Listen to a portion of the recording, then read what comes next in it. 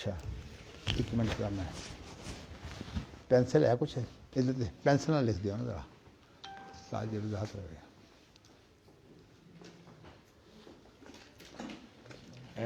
سعیدی صاحب کا ہو گیا نا قلم پینسل نہیں کچی کچی پینسل لکھو ادھر نہ لکھو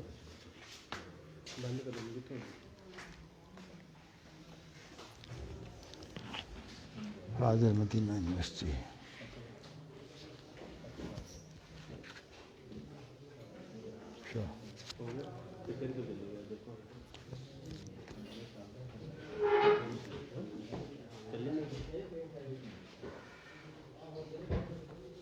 اللہ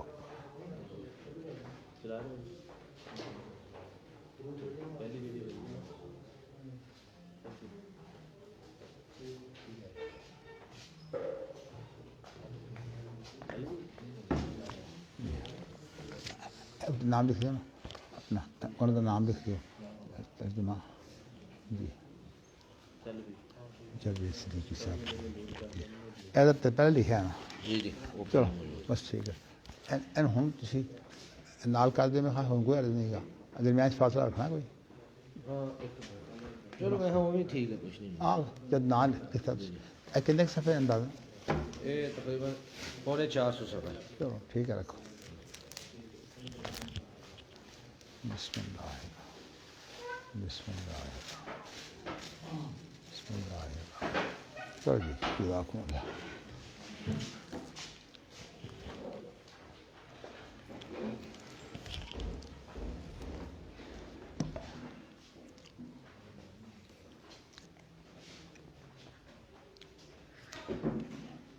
بسم اللہ الرحمن الرحیم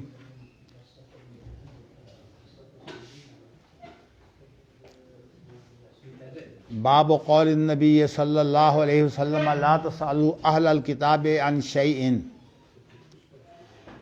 وقال ابو الیمان اخبرنا شعیب عن الزہری اخبرنی حمید بن عبد الرحمن سمع معاویہ یحدث رہتا من قریش بالمدینة وذکر کہب الاحبار فقال ان کان من اصدق هؤلاء المحدثین الذین یحدثون عن اہل الکتاب جی وَإِن كُنَّا مَا ذَلِكَ لَنَبْلُو عَلَيْهِ الْكَذِبَ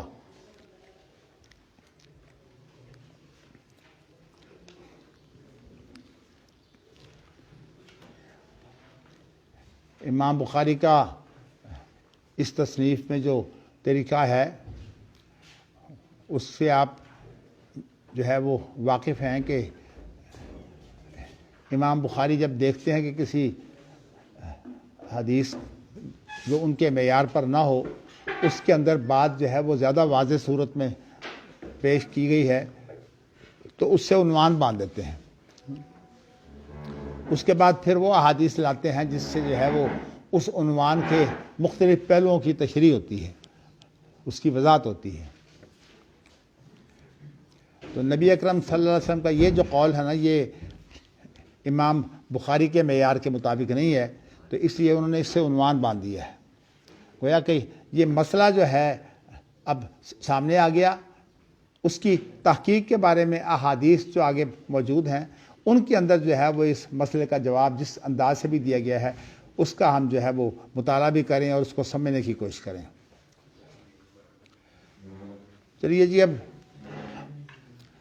حمید بن عبد الرحمن جو ہیں انہوں نے امیر معاویہ سے سنا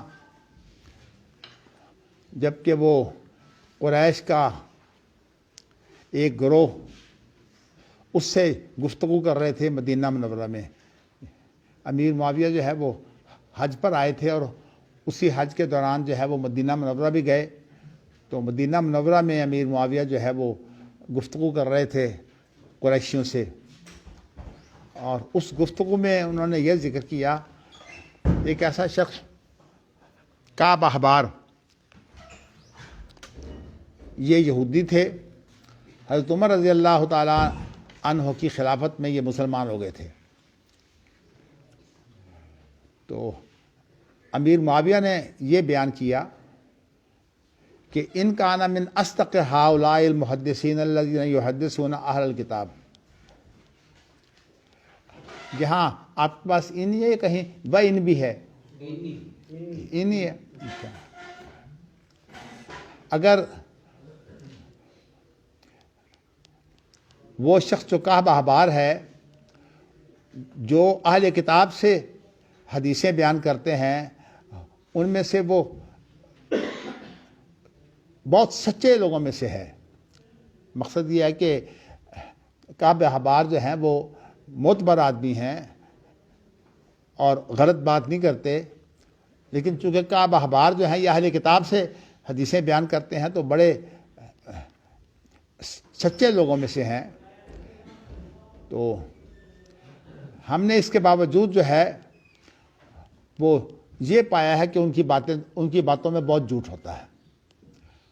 کیونکہ اس کی وجہ یہ نہیں ہے کہ یہ جھوٹ بولتے ہیں، وجہ اصل میں یہ ہے کہ اہل کتاب کے پاس جو کچھ موجود ہے وہ اس کے اندر جھوٹ اور سچ جو ہے وہ خلط ملط ہے. یہ مقصود ہے.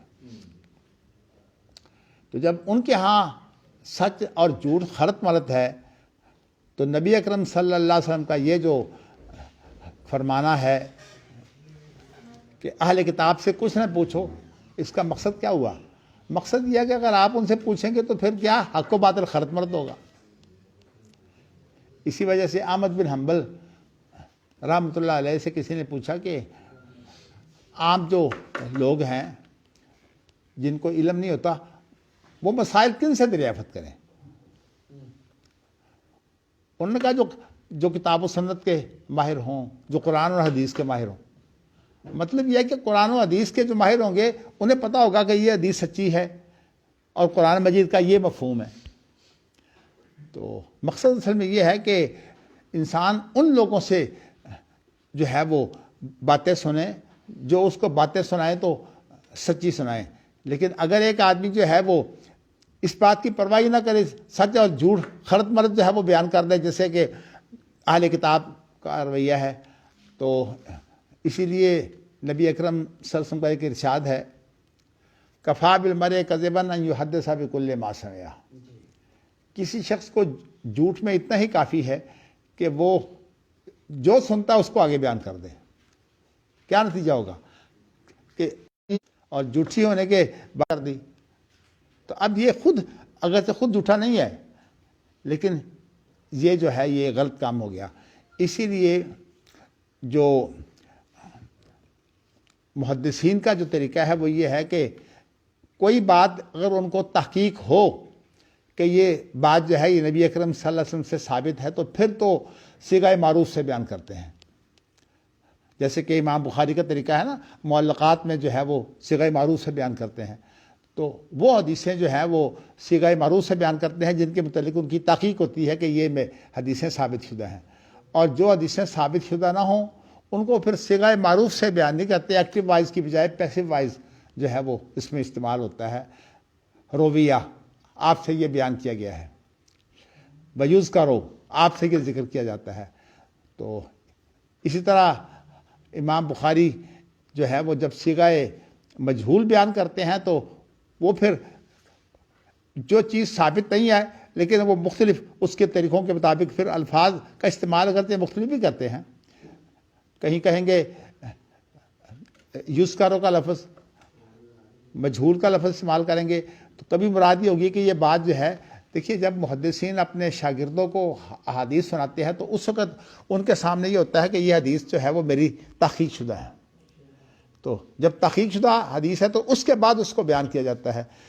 اسی لیے میں آپ کو جو ہے وہ اس فن کا نام جو ہے وہ اصول حدیث رکھ کر جو ہے وہ وضاحت کیا کرتا ہوں کہ اصول حدیث جو ہے وہ اصل تحمل و ادا ہے.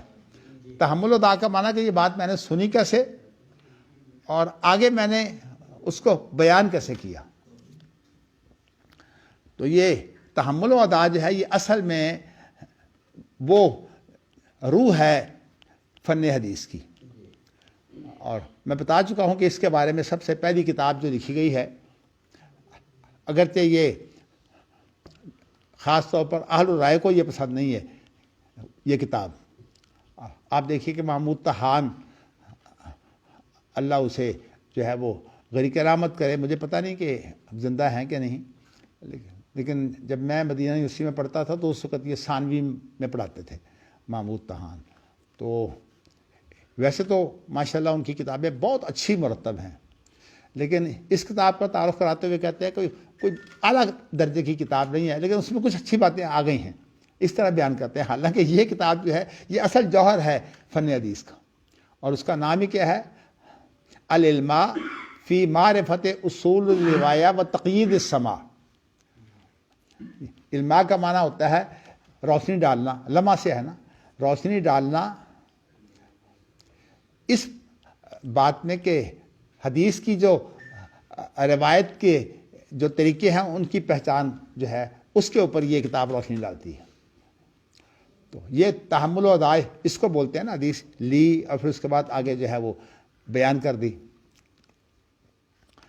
تو کہنے کا مقصد یہ ہے کہ یہ طریقہ جو ہے یہ بڑا اہم ہے، اور یہ طریقہ اگر اس کو استعمال نہ کیا جائے، جیسے کہ ہمارے ہاں عام طور پر مقلدین کو تو اس کی ضرورت ہی نہیں ہے، بلکہ ان کو تو اس بات کی بھی ضرورت نہیں ہے. ایک بڑی مشہور بات جو ہے وہ مقلدین نے آپس میں ایک دوسرے کو جو ہے وہ دھوکہ دینے کے لیے بنائی ہوئی ہے. اتنا بڑا امام، اس حدیث کا اسے پتہ نہ ہو. اسی لیے امام بخاری نے جو پیچھے باب باندھا تھا نا کہ نبی اکرم صلی اللہ علیہ وسلم کی ساری حدیثیں ساروں کو پتہ نہیں ہوتا. اس کے اندر بہت سے فائدے تھے. مراسیل صحابہ کا بھی فائدہ تھا، اس میں زاریہ کا بھی رد تھا، لیکن اس کے اندر یہ بات بھی موجود تھی کہ بڑے بڑے لوگوں کو جو ہے وہ حدیث کا پتہ نہیں ہوتا، اس لیے کہ کوئی علم کسی کے پاس سب سے بڑھ کر نہیں ہوتا. آپ ویسے یہ دیکھیں کہ استاد جو ہوتا ہے عام طور پر استاد کے بارے میں شاگردوں کی سوچ یہ ہوتی ہے کہ اس سے بڑا کوئی عالم نہیں ہے، اس لیے کہ وہ اس کے پاس بیٹھتے ہیں، ان کے پاس اپنا علم تو ہوتا کوئی نہیں. جب استاد سے پڑھتے ہیں تو سمجھتے ہیں سب سے بڑا عالم یہی ہے. مجھے یاد ہے کہ جب میں ابھی بالکل ابتدائی عمر تھی، میری 20-22 سال کی عمر تھی، تو ان دنوں میں بڑی محنت سے پڑھایا کرتا تھا. تو ابھی تک وہ خط جو ہیں وہ میرے پاس موجود ہے میرے شاگردوں کے، جو بڑے بڑے علماء ہیں ان کے ساتھ مجھے تشبیہ دے دینی اور مجھے شرم آنی کہ یہ کن علماء کا نام دے رہے ہیں کہ آپ تو فلاں عالم کی طرح بڑے عالم ہیں. میں سوچتا کہ اصل میں یہ شاگرد ہیں، ان کو کیا پتہ ہے کہ استاد کیا ہوتا ہے. استاد جو پڑھا جائے، غلط بھی پڑھا جائے تو شاگردوں کے نزدیک میں بہت اونچی بات ہوتی ہے. تو اس لیے اللہ تعالیٰ نے یہ علم جو ہے وہ تقسیم کر دیا ہے. کسی آدمی کو جو ہے وہ کسی معاملے میں جو ہے وہ ذوق دے دیا، کسی کا ذوق کسی معاملے میں کر دیا. اب اللہ تعالیٰ نے خاص طور پر احادیث کے جو مفاہیم ہیں ان کی گہرائی میں جا کر جو ہے وہ ان مفاہیم کو معلوم کرنے کی جو کوشش ہے اور مزاج ہے، یہ اللہ نے میرا بنایا ہوا ہے. اس لیے میں جب کوئی حدیث میرے سامنے آ جائے اور اس کی تحقیق نہ ہو، مجھے چین نہیں آتا جب تک میں اس کی جو ہے اس کا پورا مفہوم جو ہے وہ گہرائی میں جا کر نہ سمجھ لوں. باقی دیکھیے جی، کوئی معصوم تو ہے کوئی نہیں، ہر آدمی جو ہے وہ کمزور ہے، ہر آدمی سے غلطی ہوتی ہے. تو اس لیے ہمیں یہ بھی سمجھنا چاہیے کہ جو اللہ نے ہمیں دیا ہے ہم وہ دوسروں کو سکھائیں، اور جو اللہ نے ہمیں نہیں دیا، اللہ تعالیٰ نے اور لوگ پیدا کیے ہیں پھر وہ سکھائیں گے. لیکن جو کچھ بھی اللہ نے کسی کو دیا ہے اس کی یہ کوشش ہونی چاہیے کہ وہ دوسروں کو یہ بات جو ہے پہنچا دے.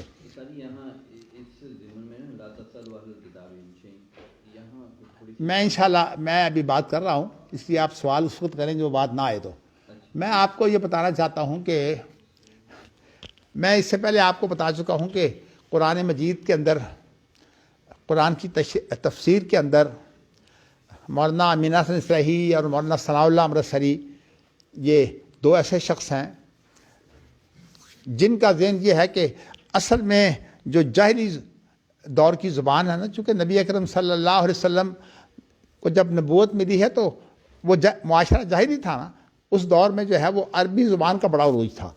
تو جاہلی دور میں جو کتابیں جو ہیں وہ عربی زبان کے اعلیٰ معیار میں لکھی گئی ہیں، وہ شاعری ہو یا نثر میں وہ کتابیں لکھی گئی ہوں، تو ان کو جو ہے وہ بہت اہمیت دیتے ہیں اور کہتے ہیں کہ قرآن مجید کی تشریح میں اصل جو اہمیت ہے وہ اس کی ہے. چونکہ عربی زبان کو سمجھنے کے لیے جن علوم کی ضرورت ہے اس کو جو ہے وہ اہمیت دے دی گئی. ٹھیک ہے جی، بہت اچھی بات ہے، بڑی اہمیت ہے. اور دوسری بات اس کے بعد پھر یہ آتی ہے کہ وہ کہتے ہیں کہ اس معاملے میں جو نبی اکرم صلی اللہ علیہ وسلم کی زندگی ہے نا، اس کو جو ہے وہ الگ کر دیتے ہیں قرآن سے اور کہتے ہیں یہ خارجی چیز ہے. حالانکہ نبی اکرم صلی اللہ علیہ وسلم کی جو زندگی ہے وہ قرآن سے خارجی نہیں ہے. ایک تو خود قرآن مجید اس کی تردید کرتا ہے. قرآن مجید کی 6 پارے کی ابتدائی آیات ہے، ان الذین یکفرون باللہ ورسلہ ویریدون ان یفرقوا بین اللہ ورسلہ ویقولون نؤمن ببعض ونکفر ببعض ویریدون ان یتخذوا بین ذلک سبیلا اولئک هم الکافرون حقا واعتدنا للکافرین عذابا مہینا. دیکھیے ان آیتوں کا مفہوم کیا ہے. جو لوگ اللہ اور اس کے رسولوں کے ساتھ کفر کرتے ہیں، اب کفر کی وضاحت کیا ہے، کیسے کفر کرتے ہیں؟ وہ کیا کرتے ہیں کہ اللہ کو اور رسولوں میں فرق ڈال دیتے ہیں کہ بھی یہ تو اللہ کا کلام ہے اور یہ رسول کی بات ہے. حالانکہ قرآن میں کہتا ہے وَمَن یُطِعِ الرَّسُولَ فَقَدْ أَطَاعَ اللَّهَ، جس نے رسول کی اطاعت کی اس نے اللہ کی اطاعت کی. اور نبی اکرم صلی اللہ علیہ وسلم کی اطاعت جو ہے وہ اتنی اہم ہے کہ نبی اکرم صلی اللہ علیہ وسلم سے اتنی زیادہ محبت ہونی چاہیے کہ اپنی جان بھی جو ہے آپ سے اگر پیاری ہوگی تو ایمان کامل نہیں ہوگا. تو اس اعتبار سے نبی اکرم صلی اللہ علیہ وسلم کو قرآن سے الگ کرنا ان کا یہ بنیادی فتنہ ہے. تو اس معاملے میں مولانا ثناء اللہ امرتسری کا اگرچہ انداز اور تھا، ان کا انداز یہ تھا کہ انہوں نے کہا کہ صحابہ آخر انسان ہی تو تھے. تو حافظ عبداللہ محدث روپڑی رحمۃ اللہ علیہ ابھی علم سے پڑھ کر جسے آپ فراغت کہتے ہیں نا اصطلاح میں، فارغ التاثیر، تو انہوں نے جو پہلی کتاب لکھی ہے ایک طالب علم کی حیثیت سے، اس کا نام ہے درایت تفسیری. اس کے اندر انہوں نے یہ بتایا ہے کہ صحابہ کرام جب احادیث روایت کرتے ہیں تو یہ ان کی زبان میں گفتگو ہوتی تھی نبی اکرم صلی اللہ علیہ وسلم کی. اور نبی اکرم صلی اللہ علیہ وسلم کی یہ ذمہ داری ہے کہ وما علیک الا البلاغ المبین. اللہ نے یہ کہا ہے کہ آپ پر جو ہے وہ بلاغ مبین، یعنی بلاغ اس چیز کو کہتے ہیں جو انسان کے دل تک پہنچ جائے، یعنی جو اس کی حالت ہے اپنی حالت کے اعتبار سے وہ اس کو سمجھ لے، یعنی گہرائی تک وہ بات اس کے دل تک پہنچ جائے، یعنی اسے پوری طرح سمجھ آ جائے اور واضح طور پر سمجھ آ جائے. تو صحابہ کرام رضوان اللہ علیہم اجمعین سے جب اللہ کے رسول گفتگو کرتے تھے تو واضح طور پر بات سمجھتے تھے. ہاں اگر کسی صحابی کو بات واضح طور پر نہ سمجھ آئے تو اس کے بارے میں پھر دیگر صحابہ جو ہے وہ گفتگو کرتے تھے، اس لیے کہ صحابی معصوم تو نہیں ہوتے. اسی اعتبار سے صحابی کا جو قول ہے وہ جہاں تک روایت کی بات ہے وہ تو اس لیے معتبر ہے کہ صحابہ جو ہیں وہ روایت میں تمام کے تمام جو ہے وہ عادل ہیں. لیکن جہاں تک بات ہے کہ انہوں نے جو قرآن و حدیث میں غور و فکر کیا ہے اور غور و فکر کر کے اس میں سے انہوں نے کچھ علمی نکتے جن کو امام بخاری نے دلالت کے انداز سے پیش کیا ہے کہ قرآن اور حدیث جس پر دلالت کرتے ہیں یا جو اہل علم خود غور و فکر کر کے اس میں سے کچھ نکتے نکال لیتے ہیں، ان کو جو ہے وہ حافظ عبداللہ محدث روپڑی نے کہا ہے کہ یہ درایت اجتہادی ہے. کیا مطلب کہ اس کے اندر غور و فکر کر کے گہرائی میں جا کر استنباط کر کے جو ہے یہ بات کی گئی ہے. تو جو چیز جو ہے وہ استنباط کر کے جو ہے وہ بات کہی جائے وہ دلالت کی قسموں میں سے ہوتی ہے. تو اسی لیے امام بخاری نے جو حدیث تقریری ہے نا اسے بھی دلالت کی قسموں میں بیان کیا ہے، اس لیے کہ حدیث تقریری کے اندر جو قرائن ہوتے ہیں نا ان کو اگر آپ نظر انداز کر دیں گے تو پھر جو صورتحال ہے نا وہ بگڑ جائے گی. اسی لیے ابن سیاد ہے تو یہ حدیث تقریری، لیکن اس کے قرائن یہ بتاتے ہیں کہ ابن سیاد جو ہے وہ دجال نہیں ہے جس کے بارے میں نبی اکرم صلی اللہ علیہ وسلم نے فرمایا ہے جو عیسیٰ علیہ السلام کے مقابلے میں آئے گا. تو کہنے کا میرا مقصد یہ ہے کہ اگر آپ کے اس وقت مطالعہ ہوتا نا اصول فقہ کا تو میں انشاءاللہ آپ کو جو ہے وہ ایک اصول فقہ جو ہے جن کو ادلہ شریعہ کے طور پر جو ہے وہ بیان کیا جاتا ہے میں آپ کے سامنے واضح کرتا. لیکن اس وقت جو ہے مجھے آپ کو یہ بتانا ہے کہ امینہ حسن اصلاحی نے جو ہے وہ اس پر بہت پھر جرأت آمیز جو ہے وہ رنگ آمیزی کی ہے. یہ کہہ دیا ہے کہ قرآن مجید کے جو داخلی ذرائع ہیں وہ تو قرآن مجید کے اندر حتمی ہیں اور جو خارجی ذرائع ہیں ان کی جو ہے وہ حیثیت کمزور ہے. اور خارجی ذرائع میں سے انہوں نے شامل کیا ہے سنت اور حدیث کو کہ یہ خارجی ذرائع ہیں، اور جو داخلی ذرائع ہیں ان میں ایک چیز تو عربی زبان ہے۔ میں نے مولانا ثناء اللہ امرت سری کا اس لیے خاص طور پر نام دے دیا کہ حدیثوں کو نہیں پتہ کہ مولانا ثناء اللہ صاحب کا موقف کیا تھا، اور جو اس وقت اختلاف تھا۔ دیکھیے، ہمیں کسی کی شخصیت کے بارے میں تو الحمدللہ پورا احترام کرنا چاہیے، ان کی جو خدمات ہیں وہ اپنی جگہ پر ہے، حتیٰ کہ بعض ایسے لوگ ہیں جو اہل حدیث نہیں بھی، لیکن ہم ان کی خدمات کا اعتراف کرتے ہیں۔ حتیٰ کہ میں مولانا مودودی کی خدمات کا بھی اعتراف کرتا ہوں، مولانا امین حسن اصلاحی کی ذہانت کا بھی میں اعتراف کرتا ہوں، لیکن ایک ہوتی ہے صرف ذہانت، اور ایک ہوتی ہے کہ معیار حق چھوٹ گیا۔ معیار حق ان سے اس لیے چھوٹا کہ انہوں نے ظاہری زبان کو تو لے لیا، کیا مطلب کہ عربی زبان کے زور سے ہی جو ہے وہ قرآن کی تفسیر ہو جائے گی۔ بھئی اگر عربی زبان سے قرآن کی تفسیر ہو سکتی تو پھر صحابہ کو بھی نبی اکرم صلی اللہ علیہ وسلم کی وضاحت کی ضرورت ہی نہیں تھی۔ آپ موقع پہ موقع صحابہ کو بتاتے ہیں کہ بھئی یہ مقصود ہے۔ تو اس کے لیے مثالیں تو بہت موجود ہیں، لیکن میں آپ کو یہ بتانا چاہتا ہوں دوسرا بگاڑ جو ہے وہ انہوں نے یہ پیدا کیا ہے امین حسن اصلاحی صاحب نے، کہ انہوں نے جو تورات اور انجیل ہے نا،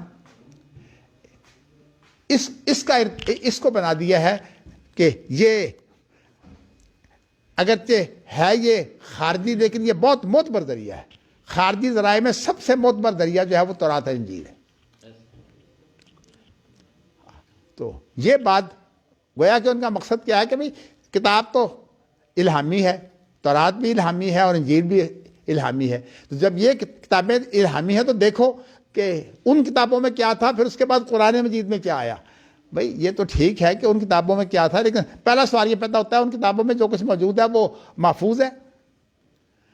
قرآن مجید کے اندر جو ہے وہ جگہ جگہ جو ہے وہ بھرا ہوا ہے کہ ان کا کام یہ ہے کہ یہ قرآن مجید کی جو ہے وہ آیتیں جو ہے وہ لے کر نہیں، ان کا کام یہ ہے کہ یہ تورات کی آیتیں لے کر اس کا کچھ بنا دیتے ہیں اس میں تعریف کر کے۔ تو کہا کہ ان کا کام یہ ہے، اور دوسری بات یہ ہے کہ یہ تحقیق کے بجائے صرف آرزوؤں سے کام لیتے ہیں۔ وَمِنْهُمْ أُمِّيُّونَ لَا يَعْلَمُونَ الْكِتَابَ إِلَّا أَمَانِيَّ وَإِنْ هُمْ إِلَّا يَظُنُّونَ، اور اسی طرح کہ وہ قرآن مجید کی جو ہے تورات کی چیزیں لے کر ان کے اندر تبدیلی کر کے کچھ کا کچھ بنا دیتے ہیں۔ اور یہی وجہ ہے کہ تورات جو ہے وہ انہوں نے اس طرح سے رائج کی ہے کہ اصل تورات ہی جاتی رہی، ترجموں میں بات رہ گئی، چونکہ سارا بگاڑ ان کا ترجموں کا تھا کہ جب کسی کے پاس معیار ہی ترجمہ ہو اور اصل کتاب ہی نہ ہو تو اس بات کی تو تحقیق ہی نہیں ہو سکتی کہ ترجمہ صحیح بھی ہے کہ نہیں۔ تو اسی لیے ہمارے اہل علم نے یہ لازم قرار دیا ہے کہ قرآن مجید کا صرف ترجمہ جو ہے اس کو شائع کرنا منع ہے، اور اگر قرآن مجید کا ترجمہ شائع کرنا ہو تو اس کے ساتھ ضروری ہے کہ قرآن مجید کی عبارت بھی موجود ہو، تاکہ ایک تو بات یہ ہے کہ قرآن کا ترجمہ جو ہے وہ جامعیت کبھی ترجمے میں آ ہی نہیں سکتی، تو اس لیے قرآن کا ترجمہ جو ہے وہ قرآن کا قائم مقام نہیں ہو سکتا۔ لیکن ایک بات ضروری ہے کہ چونکہ دنیا بھر کے اندر جو ہے وہ اسلام کو پھیلانا ہے، لَتُنذِرَ أُمَّ الْقُرَىٰ وَمَنْ حَوْلَهَا، تاکہ تو جو القرآ مکہ مکرمہ کے رہنے والے اور جو اس کے ارد گرد پوری دنیا کے لوگ ہیں ان تک جو ہے وہ اللہ کا پیغام پہنچا دے اور انہیں ڈرائے۔ تو اس اعتبار سے جو ہے وہ اس بات کی اہمیت ہے کہ ترجمے کی اجازت دی جائے، لیکن قرآن کی آیت چھوڑ کر ترجمے کی اجازت نہیں ہے۔ اسی طرح احادیث کے بارے میں جو محدثین کا رویہ ہے وہ یہ ہے کہ وہ احادیث کا ایک ایک لفظ جو ہے وہ نکھارنے کی کوشش کرتے ہیں۔ آپ کے سامنے جو ہے وہ امام بخاری ایک بہت اچھی مثال موجود ہے کہ کس طرح ایک ایک لفظ کا نکھار جو ہے وہ پیدا کرتے ہیں، اور یہ بتاتے ہیں کہ یہ ساری جو ابھی پیچھے باب گزرا ہے کہ دلالت کی کتنی صورتیں ہیں، اور یہ تمام کی تمام صورتیں اگر ان کو ترتیب دیں تو اس سے امام بخاری کا پورا جو ہے وہ اصول فقہ تیار ہو جاتا ہے۔ تو میں آپ کو یہ بتا چکا ہوں کہ امام شافعی نے جو کتاب لکھی وہ بڑی ایک معیار کی تھی، اس میں جامعیت تھی۔ اگرچہ امام احمد بن حنبل نے بھی کام کیا ہے لیکن انہوں نے زیادہ اطاعت رسول میں کام کیا ہے۔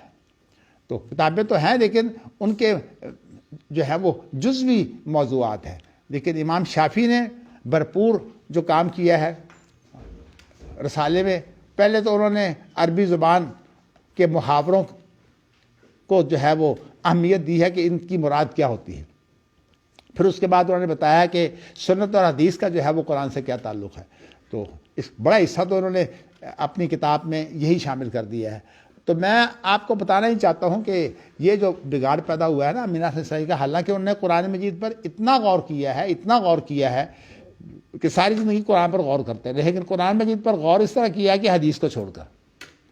اور حقیقت یہ ہے کہ وہ اس فتنے کا شکار ہوئے ہیں. فَلْيَحْذَرِ الَّذِينَ يُخَالِفُونَ عَنْ أَمْرِهِ أَن تُصِيبَهُمْ فِتْنَةٌ أَوْ يُصِيبَهُمْ عَذَابٌ أَلِيمٌ کہ وہ لوگ جو اللہ کے رسول کو چھوڑ کر کوئی اور راہ اختیار کرتے ہیں، یعنی ان کی حدیث و سنت چھوڑ دی اور راہ دوسری اختیار کر لی، دنیا میں فتنے کا شکار ہوں گے اور آخرت میں عذاب علیم کا شکار ہوں گے. باقی اللہ معاف کرنے والا ہے، اللہ کیا سلوک کرتا ہے اللہ سے کوئی پوچھنے والا کوئی نہیں ہے، لیکن انداز غلط ہے یہ. تو اس لیے امینہ حسن اسلائی کی جو بڑی غلطی ہے وہ یہ ہے کہ وہ سمجھتے ہیں کہ بھئی تورات اور انجیل کو تو بڑی اہمیت ہے اور حدیث کو جو ہے وہ انہوں نے تورات انجیل کے پیچھے چھوڑ دیا ہے. اور ایک چیز جو ہے ساری ان کی اپنی سوچ بچار، اس کو جو ہے وہ حتمی قرار دے دیا ہے. وہ کیا ہے کہ قرآن مجید کا سیاق و سباق دیکھا جائے. اب سیاق و سباق جو ہے وہ اس کو اتنی بڑی اہمیت دی ہے کہ اس کو حتمی بنا دیا ہے. اور حالانکہ ان کی یہ غلطی اس سے واضح ہے کہ اگر آپ فرائی صاحب سے چلیے تو سب سے پہلے فرائی صاحب جو قرآن مجید کا سیاق و سباق جو مفہوم متعین کرتے ہیں نا، ان سے بہت دفعہ جو ہے وہ امینہ حسن اسلائی صاحب کا اپنا سیاق سباق اس سے وہ ایک اور مفہوم متعین کرتے ہیں. تو وہ چیز حتمی کیسے ہوئی جس میں استاد شاگرد وہ بھی ایک نہیں ہے؟ تو کہنے کا مقصد یہ ہے کہ یہ بہت بڑا جو ہے وہ دھوکا ہوا انہیں، اور اس وجہ سے انہیں اس بات کی کبھی اہمیت نہیں تھی کہ حدیث کی تحقیق کریں حدیث صحیح ہے کہ نہیں. اور حقیقت یہ ہے کہ یہ فتنہ خاص طور پر اسلائی صاحب میں، مودودی صاحب میں، ڈاکٹر حمید اللہ میں، ان تمام کے اندر یہ فتنہ موجود ہے کہ یہ فن حدیث کو جو ہے اہمیت نہیں دیتے. تو میں نے آپ کو بتایا کہ مسلک اعتدال کے اندر مولانا مودودی نے بھی یہی بات کی ہے کہ ایک حدیث بہت معیاری ہوتی ہے لیکن وہ صحیح نہیں ہوتی، یعنی محدثین کے فن کے مطابق بہت معیاری ہوتی ہے لیکن صحیح نہیں ہوتی. اور ایک حدیث جو ہے وہ بالکل بناوٹی ہوتی ہے لیکن وہ اعلیٰ درجے کی جو ہے وہ حدیث ہوتی ہے. ان کا مطلب کیا ہے کہ اصل میں اس کا فیصلہ ذوق سے ہوگا، لیکن جس کا ذوق جو ہے وہ حدیث و سنت کا ہے، حالانکہ خود مولانا مودودی کا حدیث و سنت کا ذوق نہیں ہے، ان کا ذوق اپنا تاریخی ہے. تو اس سے بگاڑ پیدا ہوتا ہے. اس طرح ڈاکٹر حمید اللہ صاحب نے جب یہ محدث میں مضمون شائع ہوا کہ اطلبوا العلم ولو بالصین، علم حاصل کرو خواہ جو ہے وہ چین جانا پڑے، تو یہ حدیث جو ہے یہ ویسے موضوع حدیث ہے. تو جب محدث میں غازی عزیر کا مضمون شائع ہوا تو انہوں نے جو ہے وہ اس کا جواب لکھا اور مجھے بھیجا کہ آپ اس کو شائع کر دیں. تو اس کے اندر یہ بنیاد بنائی کہ فن حدیث کی کوئی اہمیت نہیں ہے. اب بتائیے کہ ایک آدمی جو حدیث کی پہلی کتاب حمام بن منبہ جو ہے ان کی جو کتاب ہے جو ابو ہریرہ سے انہوں نے جو ہے وہ روایت کی ہے، اور ان کی یہ پہلی تدوین ہے حدیث میں صحیفہ. تو انہوں نے اس کی تحقیق کی تھی. بھئی تحقیق تو اس لیے کی ہے کہ وہ آثار قدیمہ کے آدمی ہیں، لیکن آثار قدیمہ کے لیے تو ساری کام جو ہے وہ تلاش ہوتی ہے یا تاریخ سے ہم کام لیتے ہیں، لیکن حدیث جو ہے اس کے لیے اور معیار ہیں. تو اس اعتبار سے حدیث کا ان کو کوئی ذوق نہیں تھا. اسی لیے میں نے آپ کو پچھلے دنوں بھی یہ بات واضح کی تھی کہ حضرت ابوبکر صدیق جو ہے ان کی یہ روایت بنائی گئی ہے مرفوع کہ نبی اکرم سے فرمایا الائمۃ من قریش، اور اس کو مرفوع بنا کر پھر امینہ حسن اسلائی صاحب نے اس پر بڑی لمبی بات کی ہے کہ یہ اصل میں اللہ کے رسول کا فرمان نہیں تھا بلکہ اللہ کے رسول کا ایک جھگڑے میں فیصلہ تھا. اگرچہ ان کے یہ کام اس لیے نہیں آئے گی کہ وہ خود حنفی ہیں، اور حنفیوں کے نزدیک جو فیصلہ ہوتا ہے اس کی حیثیت دائمی ہوتی ہے. اہل حدیث کے نزدیک جو ہے وہ فیصلے کی حیثیت دائمی نہیں ہوتی. ان کے نزدیک تو میں آپ کو بتا چکا ہوں قضاء القاضی ینفذ ظاہرا و باطنا. ایک تو یہ ہے کہ اس سے فقہ الواقعہ بدل جاتی ہے، اور دوسری بات ہے اس کی حیثیت دائمی ہوتی ہے، اور یہی وہ بگاڑ ہے جو رائے کا بگاڑ ہے. تو یہ ان کے الٹ چلی گئی دلیل. ہاں جی، اس حساب سے تو یہ دلیل ان کے الٹ چلی گئی. لیکن انہوں نے یہ وضاحت نہ کی، ان چیزوں کو تو بیان ہی کوئی نہیں کرتا. اصل میں یہ چیزیں جو ہیں یہ اللہ کا شکر ہے کہ میں نے محنت کر کے کئی کتابوں سے اکٹھی کر کے جو ہے وہ آپ کے سامنے بیان کی ہے. ویسے آپ کو یہ کتابوں میں ایک ایک نقطہ ملے گا الگ الگ، اکٹھے نقطے اس طرح جو ہے وہ آپ کو نہیں ملیں گے. تو بات تو میں نے نہیں دیکھا، ممکن ہے کہ بہت اچھی چیزیں موجود ہوں، لیکن ظاہر ہے کہ میں نے جو اس کے لیے جو کچھ بھی مطالعہ کیا ہے وہ اپنے بزرگوں کے ساتھ جو میں بیٹھتا تھا کچھ ان سے سیکھا، اور کچھ ان کی باتوں کو جو ہے وہ اکٹھا کر کے انسان جو ہے وہ اپنے انداز سے بیان کر لیتا ہے. تو میں نے آپ کو یہ بتانا ہے کہ یہاں جو ہے اگر آپ اصل دیکھیں نا تو یہ رد ہے امین حسن نسائی صاحب کا، اس لیے کہ نبی اکرم نے فرمایا ہے کہ امیر معاویہ کی جو روایت ہے کہ یہ لوگ جو ہیں کیونکہ خود یہ کتابیں محرف ہیں تو اس لیے جو ان کو اپنا مدار بنائے گا، بنیاد بنائے گا، وہ کبھی جو ہے وہ حق و باطل کے درمیان میں جو ہے وہ انصاف نہیں کر سکے گا. تو اس لیے صحیح طریقہ یہ ہے کہ نبی اکرم صلی اللہ علیہ وسلم جو ہیں ان کو قرآن سے الگ نہ کرو. قرآن کے اگرچہ بعض طریقے ایسے ہیں جو قرآن کے ثبوت کے لیے ہیں، حدیث کے لیے نہیں ہے، لیکن حدیث کا جو فن ہے یہ بہت اعلیٰ قسم کا فن ہے. کوئی آدمی اگر اس فن کے اندر اضافہ کرنا چاہتا ہے تو پہلے ضروری ہے کہ وہ پہلے فن حدیث کا ماہر بنے. اب دیکھیے نا، دارقطنی نے صحیح بخاری کی ایک تعداد ہے حدیثوں کی، اور اسی طرح مسلم کی تو ایک بہت بڑی تعداد ہے. تو انہوں نے ان حدیثوں پر جو ہے وہ جرح کی ہے فن حدیث کے اعتبار سے، کہ فن حدیث کے اعتبار سے جو ان کا مقام جو ہے وہ متعین کیا گیا ہے ان کا وہ مقام نہیں. ظاہر علمی بات تھی، کوئی انہیں یہ نہیں کہتا کہ انہوں نے غلط کام کیا ہے، ان کے کام کی قدر کی جاتی ہے. لیکن اس کا ایک فائدہ یہ ہوا کہ جب انہوں نے اس مسئلے کو اچھالا تو بہت سے اور اہل علم میدان میں آ گئے، اور بخاری اور حدیثوں کی، بخاری اور مسلم کی حدیثوں کی تحقیق جو ہے اب علماء کے درمیان میں آ گئی. اور علماء میں جب تحقیق اس کی ہو گئی تو وہ ایسی بات ہے جیسے ایک کتاب جو ہے وہ لکھی جائے اور اس کے بعد لوگ اس پر جو ہے تبصرے شروع کر دیں. تو مختلف تبصروں کو جب آپ اکٹھے کریں گے تو اس کتاب کی پوری حقیقت آپ کے سامنے آ جائے گی، اس کی خوبیاں بھی سامنے آ جائیں گی اور اس کی کمیاں بھی آپ کے سامنے آ جائیں گی. تو کہنے کا مقصد یہ ہے کہ یہ اصول جو ہے کہ اہل کتاب سے نہ پوچھو. آپ یوں سمجھیے کہ خیر امام بخاری ظاہر ہے کہ عالم الغیب تو نہیں ہے، لیکن یہ جو ہمارا فتنہ کھڑا ہوا ہے نا کہ تورات اور انجیل کو جو ہے وہ حدیث پر بھی اہمیت دے دی ہے، اور یہ جو فتنہ تھا اس کا رد جو ہے وہ اس کے اندر موجود ہے. تو یہ بتایا ہے کہ اہل کتاب سے جب آپ لیں گے تو کبھی بھی آپ جو ہے وہ حق و باطل کا فرق نہیں کر سکیں گے، اس لیے کہ اہل کتاب کی کتابیں اپنی محرف ہیں. لیکن استاد تائید کے طور پر تو ہم بھی لیتے ہیں، یعنی کہ دیکھیے میں آپ کو بتاؤں، آپ نے چلیے اصل بات جو ہے وہ یہ ہے کہ اہل کتاب یعنی تورات اور انجیل کے حوالے سے جو کچھ پیش کیا جاتا ہے، پہلے تو آپ یہ سمجھ لیں کہ تورات اور انجیل جو ہے اس کے اندر تاریخ ویسے شامل کر دی گئی ہے. یعنی اب تورات کے اندر تاریخ اور ارشادات جو ہے ان کو الگ الگ نہیں ہے، اس لیے کہ ان کتابوں میں خود تاریخ موجود ہے. اور اسی لیے تورات اور انجیل سے اگر آپ معلوم کرنا چاہتے ہیں تو ان کا اگر کہیں بھی کوئی ذکر آتا ہے تو وہ تاریخ کے حوالے سے ان کتابوں کی اہمیت ہے، لیکن تاریخ کے اندر شریعت کے مسائل نہیں ہوتے. لیکن میں یہ بتانا چاہتا ہوں کہ اب اہل کتاب کی کچھ چیزیں تو وہ ہیں جو قرآن مجید نے اور حدیث نے ان کی جو ہے وہ تصدیق کر دی ہے، جیسے یا ایھا الذین آمنوا کتب علیکم الصیام کما کتب علی الذین من قبلکم، کہ روزے ان پر بھی فرض تھے اور تم پر بھی فرض کیے گئے ہیں. یہ ذکر تو کر دیا ہے، مگر تائید کیا ہے کہ روزے انہوں نے بھی رکھے تم بھی رکھتے ہو. ایسی چیزیں تو حتمی ہیں. اور کچھ چیزیں ایسی ہیں کہ قرآن مجید میں اور حدیث میں جو ہے وہ باتیں نہیں آئیں، لیکن اتنی بات آ گئی ہے کہ یہ چیزیں جو ہیں یہ اب منسوخ ہو چکی ہیں.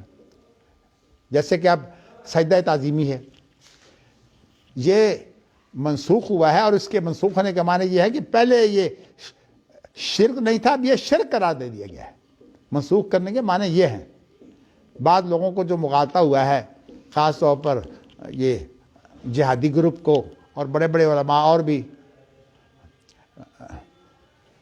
حافظ احمد گندروی رحمۃ اللہ علیہ سے بھی جو ہے سرگودا کانفرنس میں اس موضوع پر جو ہے وہ بڑا شور اٹھ گیا تھا. بات چونکہ علمی تھی اس لیے وہاں کے علماء جو ہے وہ اس گہرائی میں نہیں جا سکتے تھے، لیکن وہ ایک بڑا شور اٹھ کر کانفرنس کہ کو بڑا نقصان پہنچا تھا، تو وہ بھی مسئلہ یہی تھا سجدہ تعظیمی کا۔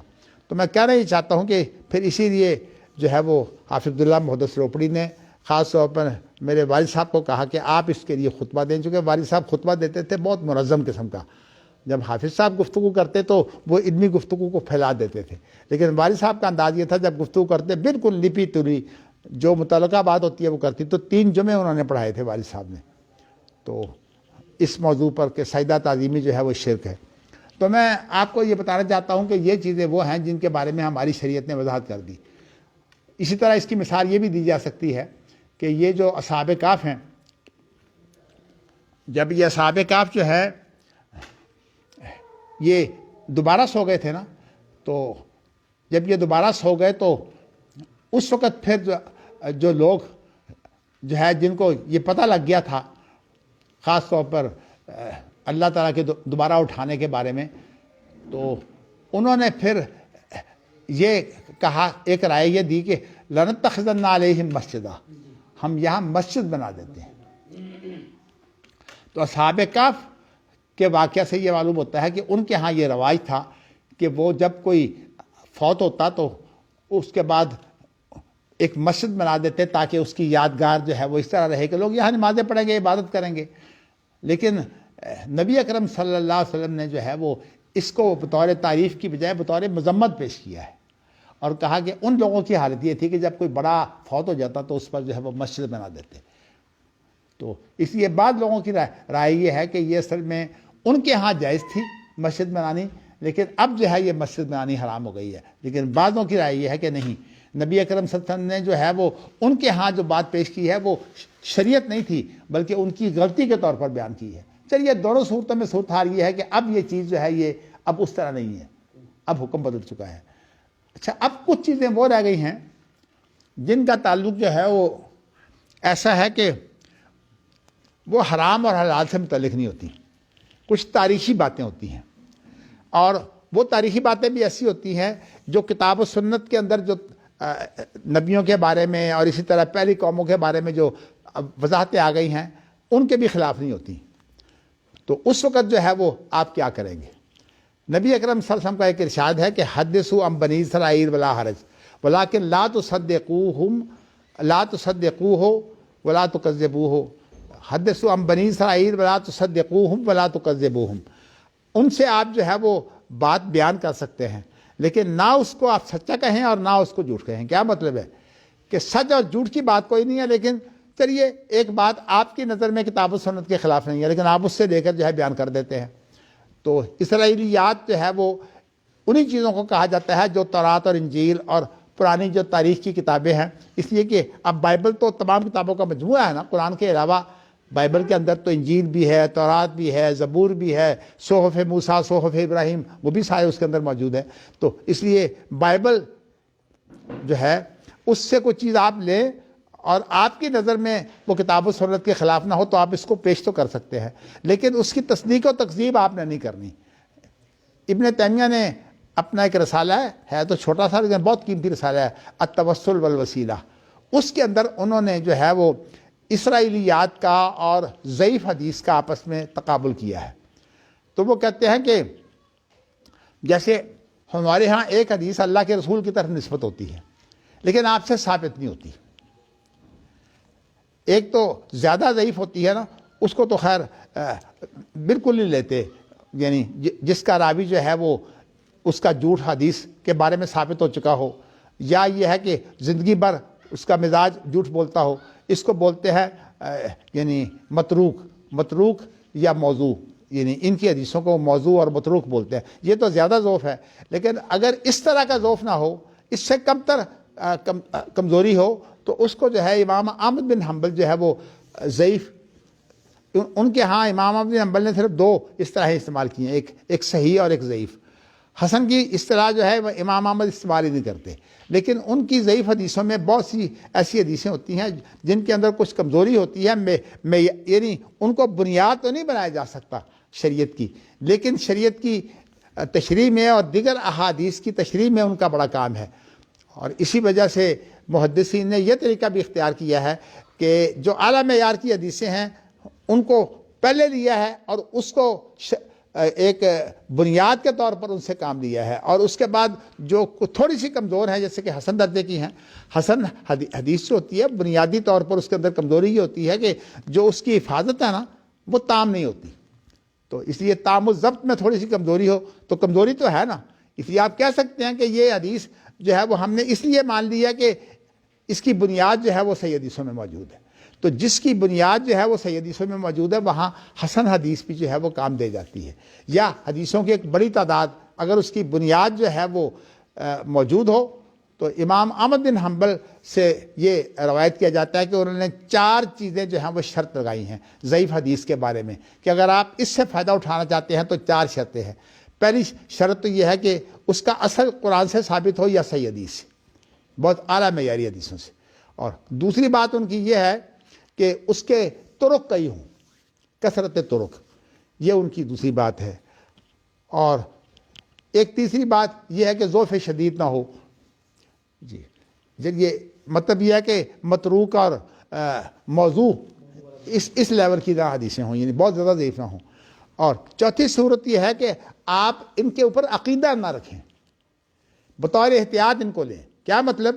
عقیدہ رکھیں گے تو معنی یہ ہے کہ آپ نے سمجھ لیا یہ حدیث صحیح ہے، عقیدہ نہیں رکھ سکتے آپ اس کو جو ہے وہ یوں کر سکتے ہیں کہ یہ حدیث جو ہے یہ ہم نے بطور احتیاط لی ہے۔ بطور احتیاط کا معنی یہ ہوتا ہے کہ بعض دفعہ ایک جو آدمی ہے اس کو ایک حدیث ملتی ہے لیکن جس سند سے اس کو ملتی ہے وہ اس معیار کی سند نہیں ہوتی، لیکن دوسرے لوگوں کے پاس اس معیار کی سندیں ہوتی ہیں، اور اس لیے اماموں نے کوشش بھی کی۔ اب آپ دیکھیے نا کہ بخاری کی وہی حدیثیں جو بخاری میں موجود ہے ان کو جو ہے وہ اسماعیلی نے انہی حدیثوں کی جو ہے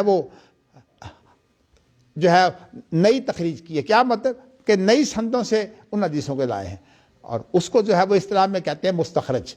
تو اسماعیلی کی مستخرج بڑی مشہور ہے، یعنی جب انہی حدیثوں کو جو ہے وہ نئی سندوں سے لائیں گے تو اس کو تو مستخرج بولتے ہیں، اور اگر آپ اسی معیار کی حدیثیں جو ہیں وہ اکٹھی کریں، اور اس کا عام طور پر طریقہ یہ ہوتا ہے کہ بخاری مسلم کے راوی ہوتے ہیں، رجال بخاری مسلم کے ہوتے ہیں، لیکن اس کو بولتے ہیں مستدرک۔ لیکن مستدرک کے بارے میں تو پھر امام حاکم نے جو کام کیا تھا اس نے بہت ہی بدنامی کر دی، یہاں تک کہ محدثین کا مقولہ بن گیا ہے کہ لا تغتر بتصحیح الحاکم، کہ حاکم کی تصحیح سے دھوکہ نہ کھاؤ، اس لیے کہ مستدرک حاکم میں ایسی حدیثیں بھی موجود ہیں جو موضوع ہیں۔ تو کہنے کا مقصد یہ ہے کہ اسی لیے میں خاص طور پر کہا کرتا ہوں کہ صرف رجال طریقہ کار نہیں ہے، بلکہ اصل جو طریقہ کار ہے وہ تحمل و ادا ہے، اور تحمل و ادا کا جو طریقہ کار ہے یہ اس وقت سامنے آتا ہے جب کہ روایت کرنے والا روایت کر رہا ہوتا ہے، کہ وہ جب روایت کرتا ہے تو پہلے اس کی تحقیق وہ کر لیتا ہے، کرنے کے بعد پھر وہ سناتا ہے۔ اس لیے میں نے آپ کو کہا تھا نا کہ اگر وہ اس طرح کی حدیث نہیں سنائے گا بلکہ ایک مذاکرے کے اندر حدیث آ گئی ہے تو امام بخاری اس کو جو ہے وہ حدثنا سے بیان نہیں کرتے، اس کو ذکر کرتے ہیں ویوز کرو، ذکر کیا جاتا ہے، یعنی اس سے اشارہ کرتے ہیں کہ اس حدیث کی روایت کے بارے میں، کیونکہ یہ عام گفتگو کے دوران میں بطور دلیل پیش کی گئی ہے تو اس لیے جو ہے اگر مفہوم اس کا درست بھی ہو لیکن ایسی حدیثوں کو امام بخاری وغیرہ اہمیت نہیں دیتے۔ لیکن ویسے میں نے آپ کو یہ جو طریقہ کار بتایا نا کہ سب سے پہلے جب مسائل پر غور و فکر کیا جاتا ہے تو سیاستہ کی جو بخاری مسلم کی حدیثیں ہیں ان کو تو جیسے کہ بغوی نے شرح السنہ کے اندر یہ کام کیا ہے کہ پہلی فصل کے اندر بخاری مسلم کی حدیثیں، اور اس کے بعد جو دوسری فصل ہے اس کے اندر پھر جو دیگر جو کتابیں ہیں سنن وغیرہ ان کی حدیثیں ہیں۔ تو بخاری مسلم کی حدیثوں کو صحاح کہا ہے اور ان کو جو ہے وہ حسان کہا ہے۔ تو مطلب یہ ہے کہ انہوں نے یہ فرق کر دیا ہے کہ یہ حدیثیں جو ہیں وہ اعلیٰ معیار کی ہیں اور یہ جو سنن کی جو حدیثیں ہیں وہ اس اعلیٰ معیار کی نہیں ہیں، اس اعتبار سے ان کو حسان کہا ہے۔ میں نے آپ کو یہ بتایا کہ یہ طریقہ بڑا اہم ہے کہ حسان جو ہے عام طور پر اس سے جو ہے وہ ہم دھوکہ نہ کھائیں، حسان کا جو درجہ ہوتا ہے وہ اس کے ساتھ جو اعلیٰ قسم کی معیاری حدیثیں ہیں نا ان کو لے لینا چاہیے۔ اور چونکہ یہ اس کا تعلق جو ہے وہ اصل میں اصول حدیث سے ہے جس کو میں تحمل و ادا جو ہے وہ اس اصطلاح میں آپ کے سامنے بیان کیا کرتا ہوں.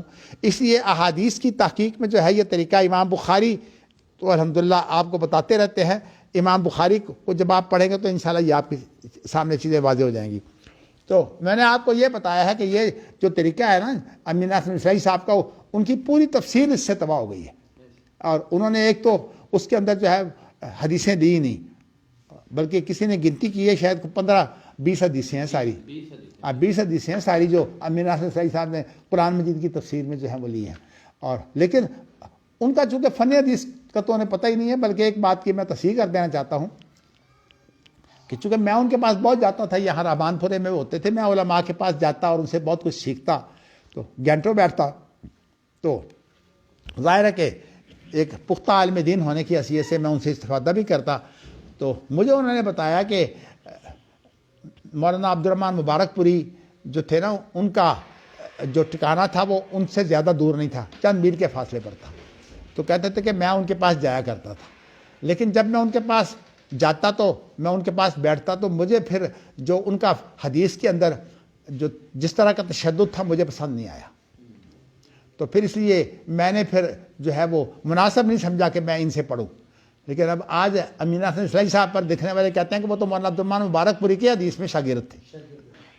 حالانکہ یہ واقعہ میں نے خود سنا ان سے کہ وہ کہتے تھے کہ میرا ان کے معنی میں حسن ظنی نہیں تھا، کیونکہ ان کو حدیث کا اپنا ذوق نہیں تھا، فن حدیث ان کو نہیں آتا تھا، اور وہ فن حدیث کے آدمی تھے. تو اس لیے جب وہ باریکیاں بیان کرتے، انہوں نے مدد بھی لی ان سے. ہاں جی، تحفۃ العارضی لکھنے میں ان سے مدد بھی لیتے تھے. نہیں، یہ تو سارا جھوٹ ہے نا. جب کہتے ہیں ایک جھوٹ بولو پھر 100 ساتھ میں لا لو، پھر سارا جھوٹ بن جاتا ہے. تو اس لیے یہ باتیں جو ہے میں آپ کو اسی بتانا چاہتا ہوں کہ یہ میری اپنی روایت ہے، اور ایک دفعہ نہیں 20 دفعہ مجھے بتائی. اسی طرح میں حدیثوں کو بھی ایک بات بتایا کرتا ہوں کہ مولانا عطاء اللہ حنیف جو ہے وہ مجھے اکثر کہتے کہ ایک فرقہ اہل حدیث ہے اور ایک نمائندہ مکتب فکر ہے اہل حدیث. کہتے تھے یہ مولانا داود غزنوی کا اور مولانا اسماعیل سلفی کا آپس میں اختلاف تھا. وہ کہتے تھے کہ مولانا داود غزنوی کی اہل حدیث ہے کہ نمائندہ مکتب فکر ہے مسلمانوں کا، اور مولانا اسماعیل سلفی کہتے تھے کہ نہیں، یہ ایک فرقہ ہے. اچھا، میں نے یہ حافظ صلاح الدین صاحب سے بات کی. حافظ صلاح الدین صاحب تو مولانا عطاء اللہ علی صاحب کے پاس بہت زیادہ اٹھے بیٹھے ہیں، ان سے استفادہ بھی بہت کیا ہے، ان کے شاگرد خاص بھی ہیں. تو انہوں نے کہا میرے سامنے تو انہوں نے کبھی ذکر نہیں کیا، حالانکہ میرے سامنے بہت دفعہ ذکر کیا انہوں نے. چونکہ میں اصل میں خود اس بات کا قائل نہیں تھا نا. میں جب مدینہ منورہ سے پڑھ کے آیا ہوں تو پھر میرا ذہن یہ بن گیا تھا کہ یہ فرقے سارے غلط ہیں. تو اس لیے ہم تو ایک بات جانتے ہیں کہ بھئی دلیل لاؤ اور دلیل سے بات کرو. یہ فرقے بندی کے جو دعوے ہیں کہ میں یوں ہوں، میں کہتا ہوں یہ تو اس طرح کے دعوے ہوتے ہیں، اور یہی وجہ ہے کہ اہل حدیث نے فرقہ کیا بنایا وہ بعد میں خود ظاہری ہو گئے. اب خود پتہ نہیں ہے کہ ابن زنجانی جو ہے ان کا عقیدہ کیا ہے اور ان کا طریقہ کار کیا ہے استنباط اور اجتہاد میں. چلیے جی، یہ حدیث اب آگے بڑھتے ہیں. دوسری حدیث جو ہے وہ پڑھیے کہ حدثنی محمد بن بشار حدثنا عثمان بن عمر اخبرنا علی بن مبارک عن جاہج بن ابی کثیر عن ابی سلمۃ عن ابی ہریرہ قال کان اہل الکتاب یقرؤون التوراۃ بالعبرانیۃ ویفسرونها بالعربیۃ لاہل الاسلام. فقال رسول اللہ صلی اللہ علیہ وسلم لا تصدقوا اہل الکتاب ولا تکذبوهم وقولوا آمنا باللہ وما انزل الینا وما انزل الیکم. دیکھو نا جی، آمنا باللہ وما انزل الینا وما انزل الی ابراہیم واسماعیل واسحاق ویعقوب والاسباط وما اوتی موسیٰ وعیسیٰ وما اوتی النبیون من ربہم لا نفرق بین احد منہم ونحن لہ مسلمون. یہ آیا مسلمون تک ہے. تو کہنے کا مقصد یہ ہے کہ یہ پہلے سپارے کی آیت ہے، تیسرے پارے میں ہے، لیکن وہاں ما انزل علینا ہے، علی کے ساتھ ہے. اس لیے تو میں نے آپ کو اس حدیث کا مفہوم یہ ہے کہ اہل کتاب عبرانی زبان میں تورات کو پڑھتے تھے، اور پھر مسلمانوں کے لیے اس کی جب تشریح کرتے تو وہ عربی زبان میں کرتے. جیسے آپ کو پتہ ہے کہ ورقہ بن نوفل بھی یہی کام کر رہے تھے کہ وہ انجیل کا ترجمہ جو ہے وہ کر رہے تھے عربی زبان میں. تو عبرانی زبان بہت قسمیں ہیں عبرانی زبان کی. سریانی بھی عبرانی زبان کا ایک حصہ ہے. تو یہ انجیل جو ہے یہ سریانی میں اتری ہے، اور جو تورات ہے وہ عبرانی زبان میں اتری ہے. یعنی جو عبرانی زبان زیادہ جامع ہے نا اس میں تو اتری ہے تورات. لیکن سریانی جو ایک مخصوص زبان ہے عبرانی زبانوں میں، تو جیسے کہ ہم کہہ دیتے ہیں نا سرائکی ہے تو یہ بھی پنجابی، لیکن یہ سرائکی ایک مخصوص زبان بن گئی ہے. اس طرح جو ہے یہ انجیل جو ہے وہ سریانی میں ہے اور سریانی سے وہ ترجمہ کر رہے تھے عربی زبان میں. ورقہ بن نوفل. اچھا چلیے جی، اب اس کے اندر یہ ہے کہ دیکھیے آج تو تورات جو ہے وہ ابھی تک محفوظ نہیں ہے، یعنی عبرانی زبان میں تورات موجود نہیں ہے. اس کے بعد اس سے جو ہے وہ انہوں نے بڑی مشکل سے تلاش کیے ہیں. لیکن آپ دیکھ لیجئے کہ اس کے باوجود انہوں نے جو ہے وہ یوں کیا ہے کہ اس کو جو ہے وہ اسرائیل نے اپنا دستور بنایا ہوا ہے. یعنی اسرائیل کا دستور جو ہے وہ الہامی کتاب ہے تورات، اور اسلامی ملکوں میں صرف سعودی عرب ایسا ہے جس کا دستور جو ہے وہ کتاب و سنت ہے اور کسی کا بھی نہیں ہے. تو انہوں نے اس کے پھر تکمیل کے طور پر یہ کہا ہے کہ تالمود جو ہے وہ اس کی تکمیل ہے، یعنی اس کی تشریح جو ہے وہ تالمود کی ہوئی ہے. جیسے کہ ایران کا دستور بھی یہی ہے کہ وہ کہتے ہیں کہ ہمارا دستور تو یہی ہے کہ ہم شریعت اسلامی کو مانتے ہیں، لیکن ہماری جو تعبیر ہے وہ جعفری فقہ ہے، یعنی وہ بھی حتمی ہے. جعفری فقہ کو انہوں نے دستوری حیثیت دی ہوئی ہے، حالانکہ فقہ کی حیثیت دستوری کبھی ہوتی ہی نہیں. ہمیشہ دستوری حیثیت جو ہوتی ہے وہ اصل متن کی ہوتی ہے. تو فقہ تو اصل چیز ہی نہیں ہے، تو اجتہاد کا نتیجہ ہوتی ہے، اور اجتہاد سے پہلے جو وہی ہے وہ صرف کتاب و سنت ہے. اسی لیے سعودی عرب میں جو ہے پہلی ان کی دفعہ یہ ہے کہ سعودی عرب کا نام المملکہ عربیہ سعودیہ ہوگا، اور اس کا جو دستور ہے وہ کتاب اللہ اور سنت رسول ہوگا. اسی طرح وہ جو ان کا نظام الحکم ہے آپ پڑھیے، اس کا ترجمہ بھی محدث کے اندر شائع ہو چکا ہے. میں موقع بموقع جو ہے وہ اس کے حوالے بھی دیتا رہتا ہوں.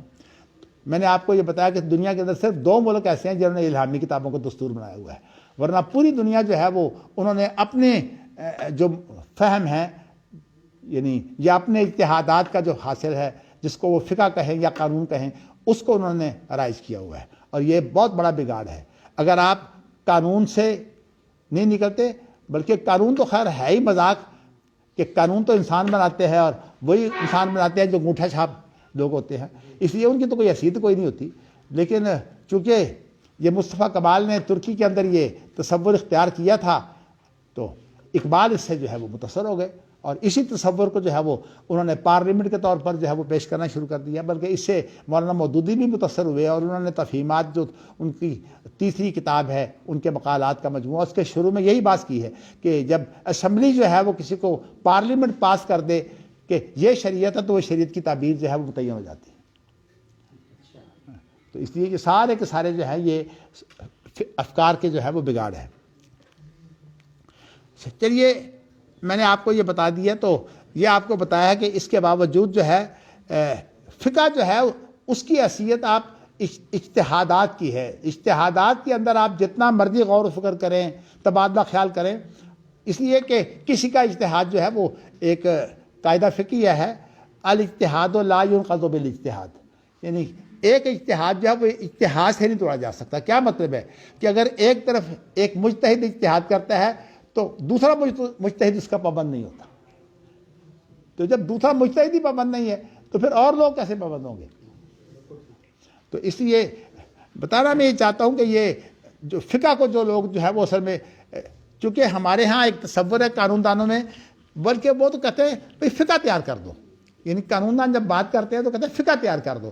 حالانکہ فقہ کبھی متفقہ تیار ہی نہیں ہو سکتی، اس لیے کہ فقہ تو اجتہادات کا نتیجہ ہوتی ہے، اور جو اجتہادات کا نتیجہ ہے وہ متفقہ کیسے ہوگی؟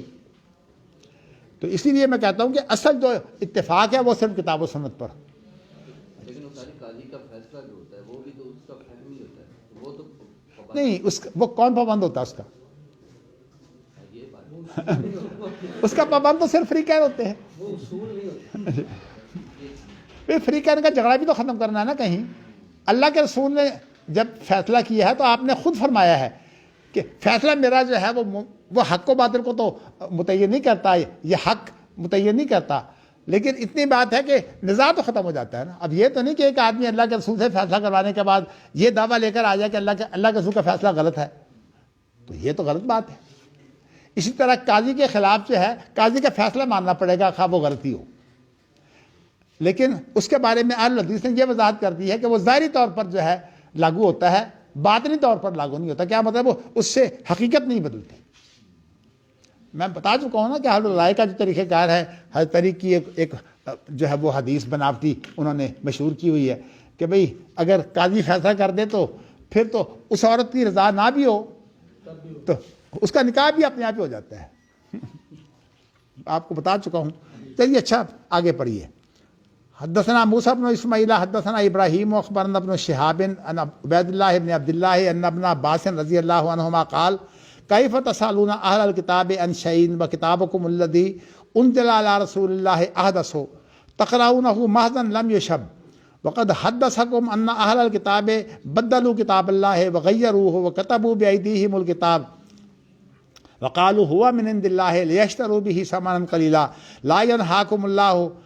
یہاں الا نہیں ہے, اچھا یہاں حمدہ میری کتاب میں نہیں ہے. الا ینہاکم اللہ ینہاکم ما جاءکم من العلم عن مسألتہم لا واللہ ما رأینا منہم رجلا یسألکم عن الذی انزل علیکم. چلیے جی, اس کا مفہوم یہ ہے کہ عبداللہ بن عباس کہتے ہیں تم اہل کتاب سے کیسے پوچھتے ہو جبکہ وہ کتاب جو تمہارے اوپر اتاری گئی ہے وہ سب سے یعنی مطلب نئی کتاب ہے, مطلب سب کے بعد آئی ہے.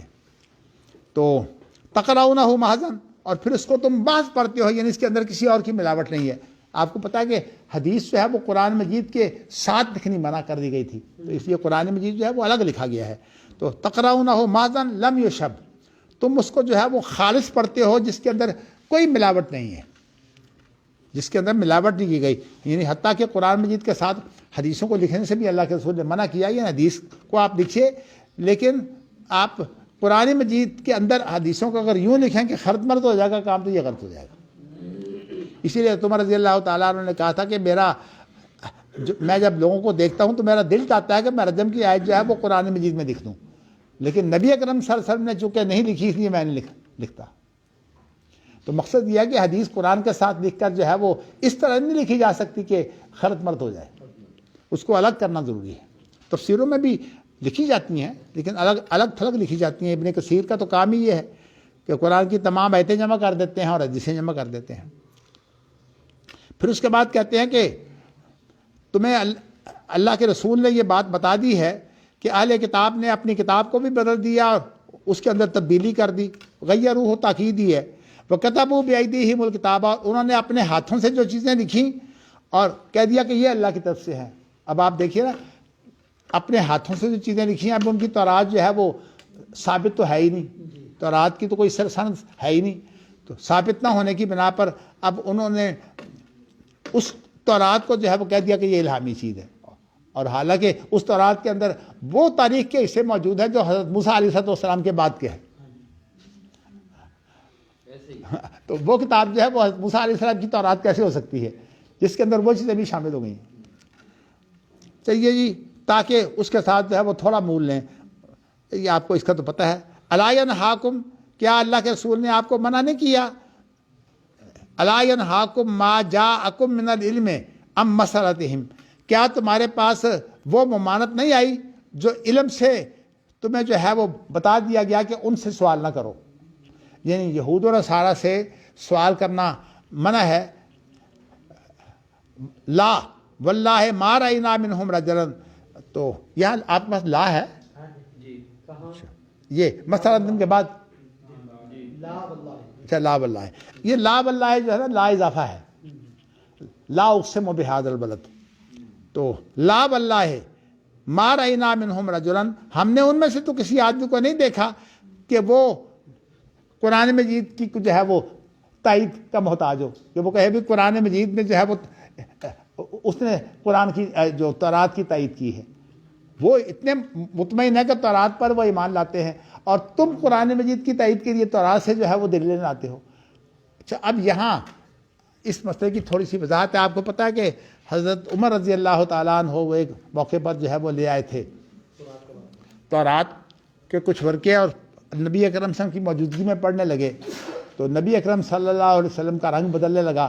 تو ابوبکر صدیق نے جب آپ کے چہرے کی طرف دیکھا تو عمر سے کہا کہ عمر کیا تمہیں پتہ اللہ کے رسول کے اوپر کیا حالت اس وقت وارد ہے؟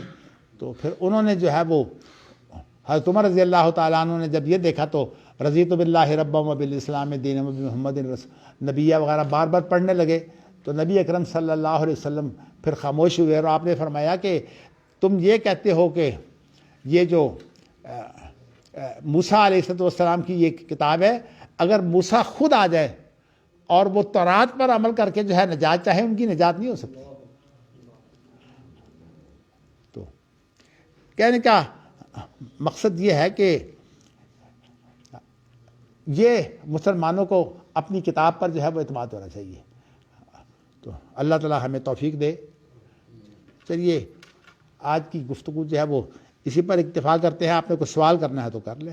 ویسے اگلا موضوع بھی بڑا اہم ہے، ایک موضوع جو ہے، لیکن یہاں امام بخاری نے وہ جو ہے نا آپس میں یہ اختلافی مسائل ہیں، اور ان کو جو ہے وہ عام طور پر متاخرین کے ہاں جو کتاب و سنت اجماع اور قیاس ہے، اس کے علاوہ سب کو استدلال کہا جاتا ہے. اگرچہ اس پر جو ہے وہ امام غزالی نے اور اسی طرح امام الحرمین نے اختلاف کیا ہے. وہ کہتے ہیں نہیں، قیاس نہیں، صرف 3 چیزیں ہیں، ایک کتاب و سنت اور ایک اجماع. ان 3 چیزوں کے علاوہ باقی سب کچھ جو ہے وہ استدلال ہی ہے. یعنی وہ اہل علم کا غور و فکر ہے، اور انہوں نے جو کتاب و سنت سے اجتہاد کے ذریعے سے اخذ کیا ہے، یہ وہ سارا کا سارا استدلال ہے. تو میں نے آپ کو یہ بتانا ہے کہ امام بخاری نے بھی استدلال کے بارے میں اور دلالت کے بارے میں جو پچھلا باب تھا اس کی تفصیل آپ کے سامنے آ چکی ہے. تو یہ مسئلہ جو ہے یہ بھی ان مسئلوں میں شامل ہے کہ شرع من قبلنا شرع لنا، کہ ہم سے پہلے جو لوگوں کی شریعت ہے وہ ہمارے لیے شریعت ہے کہ نہیں. اس کا ایک مسئلہ جو ہے وہ نازک یہ ہے کہ اگر کوئی قرآن مجید میں کوئی چیز ایسی آ جائے جو صرف جو ہے وہ اس حوالے سے ذکر ہو کہ ان کے ہاں یہ چیز موجود تھی، تو وہ ہمارے لیے حکم ہوگا کہ نہیں. امام بخاری کا موقف یہ ہے کہ وہ ہمارے لیے حکم ہوگا. یعنی شرع من قبلنا کے امام بخاری قائل ہیں. اور اس کے لیے جو مثال ہے، میں وَكَتَبْنَا عَلَيْهِمْ فِيهَا أَنَّ النَّفْسَ بِالنَّفْسِ وَالْعَيْنَ بِالْعَيْنِ وَالْأَنْفَ بِالْأَنْفِ وَالْأُذُنَ بِالْأُذُنِ وَالسِّنَّ بِالسِّنِّ وَالْجُرُوحَ قِصَاص. قرآن مجید میں تو یہ ان کے حوالے سے آئی ہے بات، ہم بھی مانتے ہیں. تو اسی طرح وَكَيْفَ يُحَكِّمُونَكَ وَعِندَهُمُ التَّوْرَاةُ فِيهَا حُكْمُ اللَّهِ ثُمَّ يَتَوَلَّوْنَ مِن بَعْدِ ذَلِكَ وَمَا أُولَٰئِكَ بِالْمُؤْمِنِينَ. اس سے مراد جو ہے وہ رجم ہے کہ وہ تم سے کیسے فیصلہ کرواتے ہیں، حالانکہ تورات میں جو ہے یہ حکم موجود ہے رجم کا. اور آپ کو یہ پتہ ہے کہ تورات میں تو زنا کی سزا ہی رجم ہے، کوڑے ہے ہی نہیں. یہ تو ہماری شریعت میں جو ہے وہ غیر شادی شدہ کے لیے کوڑے ہے، ان کے ہاں تو ہے ہی رجم سزا. تو کہنے کا مقصد یہ ہے کہ قرآن مجید میں اگر کوئی بات آئی ہے تو اب سوال یہ پیدا ہوتا ہے کہ ایسی چیزیں بھی موجود ہیں جو بعد میں ہماری شریعت میں ان کے اندر کچھ تبدیلیاں ہوئی ہیں. تو اس لیے کہا یہ جاتا ہے کہ نبی اکرم صلی اللہ علیہ وسلم جو ہے وہ قرآن مجید کی اس آیت کی روح سے فَبِہُدَاهُ مُقْتَدِی، ان کی ہدایت کی آپ پیروی کیجئے. نبی اکرم صلی اللہ علیہ وسلم جو ہیں پہلے ان کے طریقوں کو جو ہے وہ اختیار کر لیتے تھے. اب آپ یہ بتائیے کہ معراج کی رات تو نماز اتری ہے، نبی اکرم صلی اللہ علیہ وسلم کی آئی سے پہلے نماز پڑھتے تھے کہ نہیں پڑھتے تھے؟ کس طریقے پر پڑھتے تھے؟ پرانے طریقے پر پڑھتے ہوں. ہاں جی، پرانے طریقے پر ہی پڑھتے ہوں. نہیں، کس کا طریقہ تھا؟ ابراہیم علیہ السلام. تو اس کا معنی یہ ہے کہ پرانے نبیوں کی شریعت ہمارے لیے شریعت ہوئی نا. روزے کی تو واضح دلائل موجود ہے. نہیں، روزے کے دلائل صرف اتنے ہیں کہ روزے ان پر بھی تھے، یہ تو نہیں تھے ہماری طرف 29 دن کے روزے. اس وقت تو ہماری شریعت کامل نہیں تھی. ہاں جی، اس وقت تو ہماری شریعت کامل نہیں تھی، لیکن آپ کو نہیں ہماری شریعت نہیں، آپ اللہ ہماری نہ کہیے، آپ کہیے کہ اللہ نے جو شریعت دی تھی نا موسیٰ کو، نہیں وہ کامل تھی، بنی اسرائیل کے لیے کامل تھی. یہ بھی دکھا ہے. نہیں، ہماری شریعت کامل نہیں تھی، اس لیے دیکھیے آپ کو بتاؤ، ہماری شریعت تو کامل ہوئی ہے تو اللہ کے رسول دنیا سے گئے ہیں. تو اس شیخ صاحب کہنے کا مقصد یہ ہے کہ جب نبی صلی اللہ علیہ وسلم یا مسلمان جی قرآن احکام پر عمل کرتے رہے ہیں، جی، اس وجہ سے کرتے رہے، اس وقت تک ابھی ہماری شریعت کے خصوصی احکام نہیں آئے تھے. مثلا روزہ رکھ رہے تھے عاشورہ کا، اس لیے کہ نئے روزے کا کوئی حکم نہیں آیا تھا. جب نیا حکم آ گیا تو پرانا ختم ہو گیا. نہیں، سوال یہ پیدا ہوتا ہے کہ وہ جب اس پر عمل کرتے تھے کیا سمجھ کر عمل کرتے تھے؟ نہیں، وہ تو شریعت سمجھ کے کرتے ہیں. تو اس کا معنی یہ ہے کہ شرع من قبلنا شرع لنا ہو گیا، نہیں ہو گئی نا. آپ غور کیجئے، بات سمجھ آ جائے گی. کہنے کا مقصد ہے جب یہ کامل ہوگی تو پھر اب اس کی کیا ضرورت رہے گی؟ نہیں، اب اس کی تو ضرورت نہیں ہے، لیکن ایک بات ضرور ہے کہ آپ جب تاریخ بیان کریں گے تو کریں گے نا جیسے حضرت عائشہ نے تاریخ بیان کی ہے کہا کہ پہلے جب نماز اتری ہے تو 2 رکعتیں تھیں، جی جی پھر بعد میں 4 بن گئی، اور اللہ نے سفر میں وہ 2 رکعتیں باقی رکھی۔ اب یہ تاریخ بیان کر سکتے ہیں نا آپ؟ ہاں یہ تو کر سکتے ہیں۔ اس تاریخ کو بیان کرنے میں تو کوئی حرج نہیں نا۔ اسی طرح آپ مثلا اب سود ہے، سود مرکب تو بہت پہلے سے حرام تھا، لیکن سود مفرد جو ہے وہ حجۃ الوداع میں حرام ہوا ہے۔ یعنی یہ تو ہم کہتے ہیں نا وضاحت میں ہم لے لیں گے، دلیل اور حجت میں پہلی شریعتیں نہیں دیں گے۔ دیکھیں ارتقاء کا معنی یہ ہوتا ہے کہ جب تک کوئی اور چیز نہ آئے اس وقت تک یہ چیز موجود ہے۔ میں آپ کو اس کی مثال دیتا ہوں۔ آپ یہ بتائیے کہ شراب جو ہے یہ شروع میں تو حرام نہیں تھی، جی لیکن ایک کام تھا، ایک کام یہ تھا کہ شراب کا ذکر جو قرآن مجید نے کیا ہے اچھے انداز سے نہیں کیا۔ تتخذون منہ سکرا ورزقا حسنا، رزقا حسنا کے مقابلے میں لایا ہے۔ مقابلے میں لائیں۔ کیا مطلب کہ سکر جو ہے وہ جائز ہے، لیکن یہ رزق حسن نہیں ہے۔ تو پہلی تو تعلیم یہ ہے۔ اور آگے بڑھیے، اور آگے آپ بڑھتے ہیں تو اس کے بعد کیا آتا ہے کہ اس کے بعد یہ آتا ہے اسمہما اکبر من نفعہما، جی کہ اس کا گناہ جو ہے فائدے سے وہ جو ہے وہ زیادہ بڑا ہے نفع سے۔ یعنی اس کا جو وقتی فائدہ ہے نا، یہاں ظاہری لفظ تو بولا گناہ، لیکن اصل بات یہ ہے کہ نقصان، یہاں اسم جو ہے وہ آگے بڑھ کر اللہ کی طرف سے گناہ بنتا ہے، لیکن نقصان کا لفظ بھی جو ہے وہ یہاں استعمال ہو سکتا ہے کہ اس کا نقصان زیادہ ہے، فائدہ کم ہے۔ دیکھیے وقتی طور پر تو اس کا فائدہ ہے کہ انسان اپنا غم بھول جاتا ہے، لیکن بعد میں تو کس طرح یہ انسان کو اپنے اوپر کنٹرول ختم کرتی ہے۔ یعنی شراب کا جو اصل نقصان ہے وہ کیا ہے کہ انسان کو اپنے اوپر کنٹرول ختم ہو جاتا ہے، اس لیے کہ عقل کا اصل فائدہ یہ ہے کہ انسان کو یہ کنٹرول کرتی ہے۔ شرابی آدمی کو اپنے اوپر کنٹرول نہیں ہوتا، اسی لیے کہ اقال کا لفظ جو ہے یہ کسی کو کنٹرول کرنے کے لیے استعمال ہوتا ہے۔ اب دیکھیے نا، ہم اس رومال کے اوپر ایک وہ رکھ لیتے ہیں، اقال اس کو بولتے ہیں۔ کیا مطلب؟ رومال ادھر ادھر نہ ہو، یہ اقال ہے۔ اسی طرح اونٹ کے گھٹنے پر جو ہے وہ باندھ دیتے ہیں تاکہ اونٹ کھڑا نہ ہو۔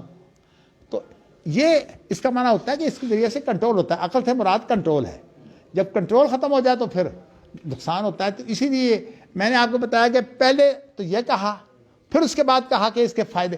اچھا، تیسرا حکم ایک اور آ گیا، وہ حکم یہ ہے کہ یا ایھا الذین آمنوا لا تقربوا الصلاۃ وانتم سکارا، نماز کے قریب نہ جاؤ تو تمہیں نشہ ہو۔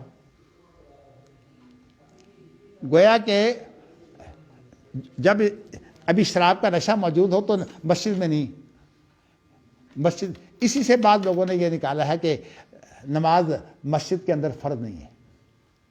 اچھا، اس سے تو بہتر ہو سکتا، اس سے نہیں ہو سکتا ہے۔ نہیں، اصل میں بات یہ ہے کہ اس مسئلے میں میں یہ سمجھتا ہوں کہ نہیں، اس سے یہ نہیں نکلتا کہ نماز باجماعت فرض نہیں ہے، بلکہ اس سے نکلتا یہ ہے کہ آپ جو ہے وہ اس وقت شراب سے پرہیز کریں جب نماز کا وقت قریب ہو۔ یہاں پر مفہوم مخالف مراد ہے، جی کہ نہ کہ یہ مراد ہے کہ جب نشے میں ہو نماز کے لیے نہ جاؤ، جی، بلکہ یہ مطلب جب نماز کا ٹائم ہو تو نشہ نہ کرو۔ نشہ رکھیں۔ تو کہنے کا مقصد یہ ہے کہ یہ پھر چوتھا مرحلہ ہے، انما الخمر والمیسر والانصاب والازلام رجس من عمل الشیطان فاجتنبوہ لعلکم تفلحون۔ یہ تو اس طرح اب یہ شراب کی حرمت کا ایک ارتقاء ہے نا۔ آپ اگر شریعت کے مسائل کی گہرائی میں جانا چاہتے ہیں نا تو یہ ارتقاء آپ کو بہت فائدہ دے گا۔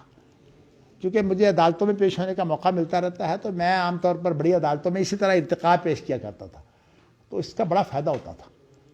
حتیٰ کہ سود کے بارے میں جو بات ہے میں نے اس کے متعلق بھی یہی بیان کیا ہے کہ سود مفرد جو ہے یہ حجۃ الوداع میں حرام ہوا ہے، اس سے پہلے حرام ہی نہیں تھا۔ اور سود مرکب جو ہے وہ حرام ہے، یا ایھا الذین آمنوا لا تأکلوا الربا اضعافا مضاعفا، یہ سود مرکب ہے، یہ پہلے حرام تھا۔ تو اللہ کے رسول صلی اللہ علیہ وسلم نے تو کبھی بھی سود کو جائز نہیں کیا، لیکن یہ ہے کہ پہلے سود مفرد حرام نہیں تھا۔ اسی لیے عبداللہ بن عباس کا جب جو ہے سود معاف کیا ہے تو حجۃ الوداع کے موقع پر معاف کیا ہے۔ لیکن استاد جی ارتقاء جب حتمی مرحلے میں پہنچ جائے جی، تو پھر دوبارہ بیک تو نہیں نہ آنا، پھر وہیں رہنا۔ نہیں، یہ تو درست ہے۔ آپ کو میں یہ بتانا چاہتا ہوں، دیکھیے دو چیزیں ہیں، ایک ہوتی ہے شرعۃ و منہاجا، شریعت کے اندر جب حتمی ہو جاتا ہے تو پھر اس کے بعد دوبارہ حلال نہیں ہوتا۔ اس کی مثال جو ہے وہ متع ہے۔ اب متع جو ہے کئی دفعہ حلال ہوا ہے، کئی دفعہ حرام ہوا ہے، لیکن آخری بات کیا ہے؟ حرام ہو گیا.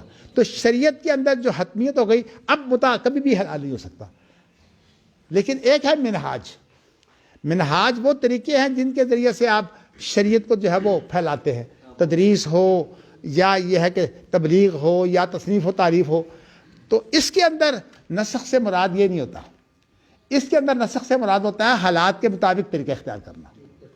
مثال کے طور پر اگر آپ نے لڑائی کی ہے، لڑائی کے بعد پھر موقع آ گیا دعوت کا، جیسے کہ صلح حدیبیہ ہو گئی، تو نبی اکرم صلی اللہ علیہ وسلم نے دعوت کا طریقہ اختیار کر لیا. تو اس کا مطلب یہ ہے کہ یہ منہاج ہے. منہاج کے اندر قتال کے بعد پھر تبلیغ، پھر اور طریقے، تمام کے تمام وہ طریقے جو موقع محل کی مناسبت سے ہوتے ہیں. منہاج کے اندر نسخ کے معنی یہ ہوتے ہیں. یہ ابن تیمیہ نے اس کی وضاحت کی ہے، اور یہ خاص طور پر جہادی تنظیموں کو یہی غلطی لگی ہے. وہ کہتے ہیں کہ دعوت منسوخ ہو گئی اور صرف قتال ہی رہ گیا، اور یہ غلطی ہے ان کی. بس ثابت ہوا کہ پہلی شریعتیں وہ حجت بانی نہیں سکتی، کیونکہ آپ پھر ثابت یہ نہیں ہوا، ثابت یہ ہوا کہ جب تک ہماری نئی شریعت نہیں آتی اس وقت تک پہلی شریعتوں پر عمل ہو سکتا ہے. ثابت تو یہ ہوا ہے. یعنی جب تک ہمیں پتہ نہ ہو اپنی شریعت کے حکم کا. بھائی پتہ نہ ہو کہ چلیے پتہ نہ ہو، یہ بھی بات تھی کہ عبداللہ بن مسعود کو پتہ نہیں تھا کہ تطبیق ختم کر کے اب گھٹنوں کے اوپر ہاتھ رکھنے کا حکم دے دیا ہے. چلیے ہم اس کی تعبیر لے لیتے ہیں، لیکن پتہ نہ ہونا اور چیز ہے. یہ کوئی دلیل نہیں ہوتی. تمہیں پتہ نہیں، جس کو پتہ اس سے پوچھو. اصل میں جو بات آپ کو بتانا چاہتا ہوں کہ پہلی شریعتیں جو ہے ان کی اہمیت ہے. جب اس وقت تک اہمیت ہے جب تک ہماری شریعت آ کے اس میں تبدیلی نہ کرے. اب آپ یہ بتاؤں کہ شراب حلال تھی نا پہلے؟ جی حلال تھی. تو قرآن مجید نے کہہ دیا کہ جن لوگوں نے شراب پی ہوئی تھی اور جنگ عہد میں شہید ہو گئے ہیں، قرآن مجید نے ان کی مذمت نہیں کی. لیس علی الذین آمنوا وعملوا الصالحات جناح فیما طعموا اذا ما اتقوا وآمنوا وعملوا الصالحات ثم اتقوا وآمنوا ثم اتقوا واحسنوا واللہ یحب المحسنین. اس کے اندر جو ہے وہ ان لوگوں کی بریت کی ہے کہ جن کے پیٹوں میں شراب تھی اور شہید ہو گئے تھے. اس لیے کہ شراب ابھی حرام ہی نہیں ہوئی تھی. تو اس لیے میں آپ کو بتانا ہی چاہتا ہوں، حتیٰ کہ عیسوی شریعت کے اندر بھی شراب حرام نہیں تھی. تو کہنے کا مقصد یہ ہے کہ میں آپ کو یہ بتانا چاہتا ہوں کہ جب تک نبی اکرم صلی اللہ علیہ وسلم کو کوئی نیا حکم نہ آ جائے اس وقت تک آپ سابقہ انبیاء کے طریقے پر عمل کرتے تھے، اور خاص طور پر حضرت ابراہیم کے طریقے پر عمل کرتے تھے. اس لیے کہ نبی اکرم صلی اللہ علیہ وسلم جو ہیں وہ اپنی نبوت سے پہلے ابراہیمی ملت پر تھے. اور ابراہیمی ملت تو آپ کا یعنی خاتم النبیین بن کر بھی آپ کا ملت ابراہیمی ہی ہے. اور میں آپ کو بتا چکا ہوں ملت کے اندر اور سنت کے اندر، شریعت کے اندر کیا فرق ہے. میں آپ کو تفصیلی یہ بات واضح کر چکا ہوں. چلیے جی، بات لمبی ہو گئی کوئی، پھر انشاءاللہ باقی چیزیں.